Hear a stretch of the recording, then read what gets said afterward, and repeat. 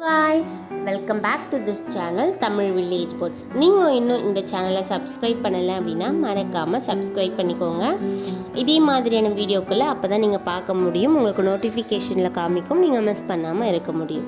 சரி, okay friends, நாம் இன்றைக்கி என்ன வீடியோ பார்க்க போகிறோம் அப்படின்னு சொல்லி பார்த்தீங்கன்னா ராகி பால். குழந்தைங்களுக்கு 6 மாதத்திற்கு மேலே தாய்ப்பாலோடு சேர்த்து இணை உணவு கொடுக்க வேண்டியது ரொம்பவே ஒரு அவசியமான உணவு.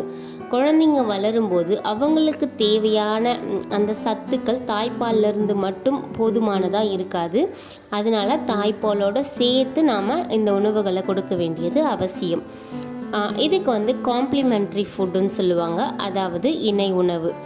தாய்ப்பால் கொடுக்க மறக்கக்கூடாது, தாய்ப்பாலோட சேர்த்து இந்த உணவுகளையும் கொடுக்கணும். எந்த மாதிரியான உணவுகள் கொடுக்கலாம் அப்படின்றது பார்த்திங்கன்னா ஒரு மதருக்கு ரொம்பவே ஒரு கன்ஃபியூஸான விஷயமா இருக்கும். ஸோ ராகி பால், அதாவது கேழ்வரகை அப்படியே கொடுக்கும்போது குழந்தைங்களுக்கு, இப்போ கேழ்வரகு மாவு இருக்கும், அதை யூஸ் பண்ணி கொடுக்கும்போதோ இல்லை கேழ்வரகை வேறு எப்படி செஞ்சு கொடுத்தாலும் குழந்தைங்களுக்கு ஜீரண பிரச்சனைகள் ஏற்படும். ஸோ குழந்தைங்களுக்கு ஏற்ற மாதிரி கொடுக்கறதுக்கு நிறைய மெத்தட்ஸ் இருக்குது. அதில் ஒரு மெத்தட் நம்ம இப்போ பார்க்கலாம். இந்த ராகியை யூஸ் பண்ணி ஃபஸ்ட்டு 2 டேபிள் ஸ்பூன் அளவு இருக்கிற ராகியை எடுத்துக்கோங்க. எடுத்து தண்ணி ஊற்றி ஒரு நைட் ஃபுல்லாக நல்லா ஊற வச்சுடுங்க. நைட்டு ஃபுல்லாக நான் ஊற வைக்கல, மறந்துட்டேன் அப்படின்னு நினைக்கிறீங்க அப்படின்னா நீங்கள் ஒரு 2 ஹவர்ஸ் ஊற வச்சா கூட போதுமான அளவு. ஸோ இந்த ராகியில் பார்த்திங்கன்னா கால்சியம் இருக்குது, அயர்ன் இருக்குது, ஃபைபர் இருக்குது, ப்ரோட்டீன்ஸ் இருக்குது. இது எல்லா சத்துக்களும் இருக்குது. தாய்ப்பாலுக்கு நிகரான ஒரு உணவு தான் கேழ்வரகு. தாய்ப்பால் கொடுத்தோம், குழந்தைங்களுக்கு பால் பத்தலை அப்படின்னா, பால் பற்றாக்குறை இருந்துச்சு அப்படின்னா புட்டிப்பாலை நாடாமல் முடிஞ்ச வரை இயற்கையான உதவியை நாடலாம். ஸோ அதுக்கு தேவையானது ஒன்று தான் பார்த்திங்கன்னா குழந்தைகளுக்கு அளிக்கக்கூடிய ஒரு பொக்கிஷம் தான் இந்த கேழ்வரகுன்னு சொல்லலாம். இங்கிலீஷில் ராகின்னு சொல்லுவாங்க. இது பார்த்திங்கன்னா குழந்தைங்களுக்கு 4 மாதம் முடிஞ்சதுலேருந்தே கொடுக்க ஸ்டார்ட் பண்ணலாம். கேழ்வரகுலேருந்து பாலை எடுத்து அதை காய்ச்சி கொடுக்கலாம். இல்லை கேழ்வரகை பால் எடுத்து அதை காய வச்சிங்க அப்படின்னா பவுடர் மாதிரி வரும், அந்த பவுடரையும் கொடுக்கலாம். இல்லைனா அதை காய்ச்சியும் கொடுக்கலாம். ஸோ இதில் எந்த மெத்தடில் வேணாலும் நம்ம கொடுக்கலாம். ஸோ இதில் பார்த்திங்கன்னா இந்த கேழ்வரகை நல்லா அலசிக்கோங்க. அதோடைய தோல், மண் இது எல்லாத்தையுமே எடுக்கிற மாதிரி நல்லா பிசைஞ்சிங்க அப்படின்னா அதில் இருக்கிற தோல், கல், தூசி இது எல்லாமே வெளில வந்துடும். ஸோ இது எல்லாத்தையும் எடுத்துட்டு நல்லா ஒன்ஸ் வாஷ் பண்ணிக்கோங்க. ஒரு 3 டைம்ஸ் ஆச்சு வாஷ் பண்ணி ஃப்ரெஷ்ஷாக எடுத்து வச்சுக்கோங்க. எடுத்து இதிலேருந்து அரைச்சி பால் கொடுக்க போகிறோம். ஸோ இதை பார்த்திங்கன்னா 4 மாதத்துலேருந்தே கொடுக்கலாம். பட் குழந்தைங்களுக்கு எது பண்ணினாலும் ரொம்பவே ஹைஜீனிக்காக பண்ண வேண்டியது ரொம்ப அவசியம். குழந்தைங்களுக்கு நோய் எதிர்ப்பு சக்தி அதிகமாக இன்னும் டெவலப் ஆகியிருக்காது. ஸோ அண்டர் டெவலப்பில் தான் இருக்கும்.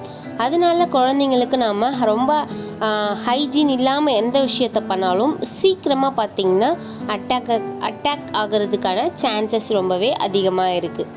அதனால குழந்தைங்களுக்கு நீங்கள் எதை பண்ணாலும் ரொம்பவே ஹைஜீனிக்காக ஹேண்டை நல்லா வாஷ் பண்ணி அதுக்கப்புறமா பண்ணுங்கள். ஸோ இந்த மாதிரி நீங்கள் பிசையும் போது அதில் இருக்கிற தோல் எல்லாமே உங்களுக்கு மேலே மிதந்து வரும். உங்களுக்கு பார்த்தாவே நல்லா தெரியும். இந்த மாதிரி தோல் மிதந்து வந்தோடனே நல்லா வாஷ் பண்ணிக்கோங்க. 3-4 டைம்ஸ் உங்களால் எவ்வளோ டைம் வாஷ் பண்ண முடியுமோ 4 to 5 டைம்ஸ் நல்லா வாஷ் பண்ணி எடுத்து வச்சுக்கோங்க. இந்த கேழ்வரகுல பாலை விட அதிகமான கால்சியம் சத்து இருக்குது. இந்த கேழ்வரகை குழந்தைங்களுடைய உணவில் சேர்த்துட்டு வரும்போது அவங்களுடைய உடல் பார்த்திங்கன்னா ரொம்பவே வலிமை பெறும். இந்த கேழ்வரகு உடலுடைய நோய் எதிர்ப்பு சக்தியை அதிகப்படுத்துது, உடல் சூட்டை தணிக்க உதவி செய்யுது. அது மட்டும் இல்லாமல் குழந்தைங்களுக்கு வளர்ச்சிக்கு பெரிதும் துணை புரியுது இந்த கேழ்வரகு. இதை சாப்பிட்டு வந்தோம் அப்படின்னா குடல் புண்கள் சரிப்படுத்தும், அதாவது குழந்தைங்களுக்கு குடல் புண் சரிப்படுத்தும். அது மட்டும் இல்லாமல் இதில் இருக்கிற நார்ச்சத்துக்கள் பார்த்திங்கன்னா குழந்தையோட மலச்சிக்கல் ப்ராப்ளத்தை சரிப்படுத்துறது மட்டும் இல்லாமல் மலச்சிக்கல் ப்ராப்ளம் வராமல் தடுக்கவும் செய்யுது. கேழ்வரகுல இரும்பு சத்து ரொம்பவே அதிகமாக இருக்குது. இந்த இரும்பு சத்து குழந்தைக்கு இரத்த சோகை வராமல் தடுக்குது. ஸோ இதை மிக்சியில் போட்டு அரைச்சி எடுத்துக்கோங்க. இதோட பால் எல்லாம் வரும். உங்ககிட்ட அம்மி இருக்குது அப்படின்னா நீங்கள் அம்மிலையும் மசிச்சுக்கலாம்.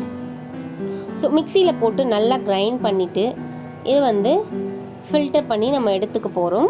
ஸோ ஃபில்டர் பண்ணிங்க அப்படின்னா பால் மாதிரி வரும். தண்ணி எதுவும் ஊற்ற வேண்டாம், சும்மா ஒரு 1/4 டம்ளர் அளவுக்கு தண்ணி ஊற்றினா போதும் அரைக்கிறதுக்கு முன்னாடி. அந்த பால் வந்து இப்படி தான் இருக்கும். அதை வந்து காய்ச்சிக்கோங்க சிம்மில் வச்சு. ஸோ சிம்மில் வச்சு தான் நம்ம வந்து பாலை காய்ச்ச போகிறோம். நல்லா பாயில் பண்ணுங்கள், நல்லா கொதிக்கணும். நம்ம வச்சுருக்கிற அந்த பால் பார்த்திங்கன்னா கஞ்சி மாதிரி மாறும். ஸோ அந்த அளவுக்கு கன்சிஸ்டன்சிக்கு வந்து நம்ம வச்சுக்க போகிறோம். இந்த பாலை அப்படியே கொடுக்கலாம் குழந்தைங்களுக்கு. பட் அப்படியே கொடுக்கும்போது குழந்தைங்களுக்கு வந்து அஜீரண கோளாறுகள் ஏற்படும். ஸோ டைஜஸ்ட் ஆகிறதுக்கு கொஞ்சம் கஷ்டமாக இருக்கும். நம்ம பாயில் பண்ணி கொடுத்தோம் அப்படின்னா குழந்தைங்களுக்கு டைஜஷனுக்கு வந்து ஈஸியாக இருக்கும். ஸோ அதனால தான் நம்ம பாயில் பண்ணி கொடுக்குறோம். பாயில் பண்ணது வேண்டாம் அப்படின்னா பவுடர் ரெடி பண்ணி அந்த பவுடரையும் ஹாட் வாட்டரில் மிக்ஸ் பண்ணி கொடுக்கலாம். அப்படி இல்லைன்னா வெறும் பாலையும் எடுத்து அதை வந்து அப்படியே கொடுக்கலாம். ஸோ இந்த மாதிரி 2 மெத்தட்ஸ் இருக்குது. இது வந்து பார்த்திங்கன்னா குழந்தைங்களுக்கு ஈஸியாக டைஜஸ்ட் ஆகும். அதனால தான் நான் வந்து இந்த மெத்தடில் வந்து கொடுக்குறேன். ஸோ நீங்கள் வந்து இதை வந்து பேபிக்கு கொடுக்கும்போது இந்த மாதிரி காய்ச்சி கொடுங்க, அவங்களுக்கு ஈஸியாக டைஜஸ்ட் ஆகும் ஃபர்ஸ்ட் டைம் கொடுக்கும்போது. ஸோ இந்த மாதிரியான கன்சிஸ்டன்சியில் எடுத்துக்கோங்க. ஏன்னா அது ஆறி நம்ம வந்து குழந்தைங்களுக்கு கொடுக்குறதுக்குள்ளேயே கரெக்டான அந்த திக் கன்சிஸ்டன்சிக்கு வந்துடும். ஸோ இது வந்து ஆறுனதுக்கப்புறம் குழந்தைங்களுக்கு கொடுங்க. நீங்கள் வந்து ஃபர்ஸ்ட் டைம் கொடுக்குறப்ப வீக்லி ஒன்ஸ் கொடுங்க. இப்போ தான் ஃபர்ஸ்ட் டைம் கொடுக்குறீங்க அப்படின்னா நீங்கள் வீக்லி ஒன்ஸ் வந்து கொடுங்க. அதுக்கப்புறமா குழந்தைங்களுக்கு வந்து எந்த ஒரு ஒவ்வாமையும் ஏற்படலை அப்படின்னா மேக்ஸிமம் ராகி வந்து பார்த்திங்கன்னா குழந்தைங்களுக்கு ஒவ்வாமையை ஏற்படுத்தாது. குழந்தைங்களுக்கு எந்த ஒரு அலர்ஜியும் ஏற்படலை அப்படின்னா அதுக்கப்புறமா நீங்கள் 4 days ஒன்ஸ் வந்து கொடுங்க. அதுக்கப்புறம் 3 days ஒன்ஸ் கொடுங்க. ஃபைனலாக ஒரு நாள் விட்டு நீங்கள் ஒரு நாள் கொடுக்க ஆரம்பிக்கலாம். நீங்கள் வந்து இந்த உணவை ஒரு நாள் விட்டு ஒரு நாள் கொடுத்தாலும் 3 மணிக்கு மேலே ஈவினிங் 3 o'clock மேலே இதை வந்து குழந்தைங்களுக்கு கொடுக்காதீங்க.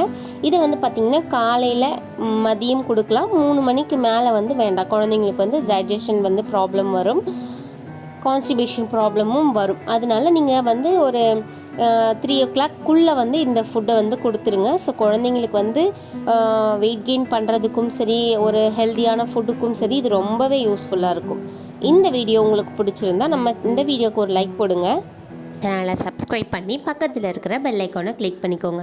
அப்போ தான் நான் போடுற வீடியோஸோட நோட்டிஃபிகேஷன் உங்களுக்கு வரும், நீங்கள் மிஸ் பண்ணாமல் பார்க்க முடியும். சரி, ஓகே ஃப்ரெண்ட்ஸ், அடுத்த யூஸ்ஃபுல்லான வீடியோவில் உங்களை சந்திக்கிறேன். பாய்.